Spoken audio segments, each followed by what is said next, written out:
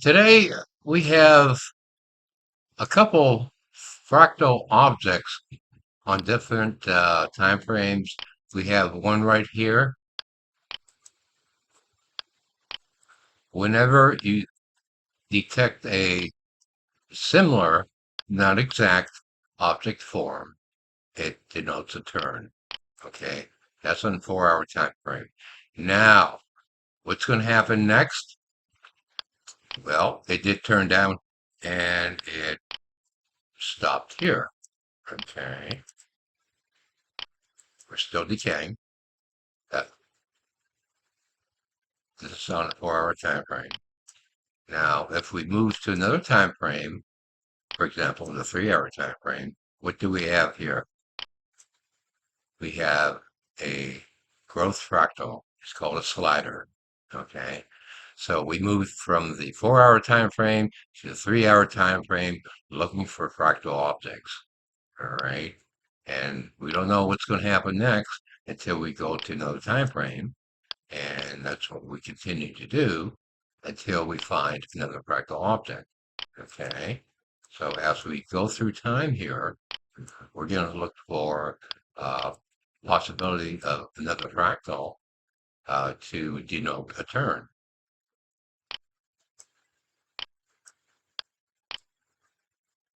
We have one here, okay, but it decided to do a 7 up here. 1, 2, 3, 4, 5, 6, 7.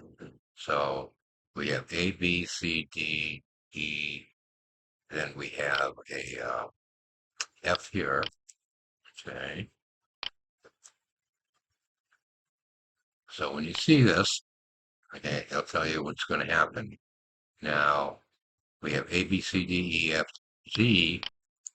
Okay, we're going to have to kind of move that up a little. Okay, get rid of that. Now we have a G. Okay, now we have a decaying fractal top in progress. Regardless of the market being up 38 points, we can't do a trade until we get a good confirmation. Now, that's on a 10-minute time frame. So today we're talking about 3 fractal objects, which I label. And if you find that object on another market on another time frame, okay, that's time for a trade.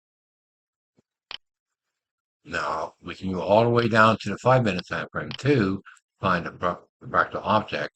Possibly we may have one here, kind of irregular. It's a slider top, meaning that's a decaying fractal.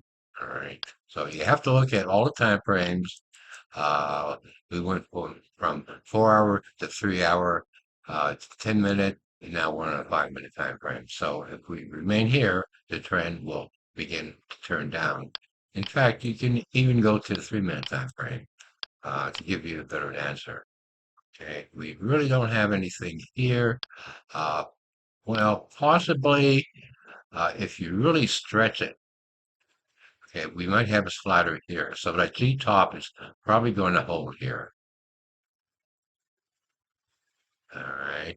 So as you're mapping the market, you're moving from time frame to time frame to find and locate a fractal object. Okay. So we're in a decaying process here from the other time frames.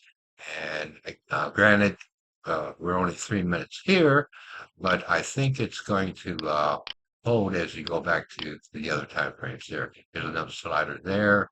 Um, Going back to the 10-minute time frame, we have one. It seems to be holding here. Okay, so uh, we'll take a look at G here and see what happens. Thank you, Nikki. Signing off.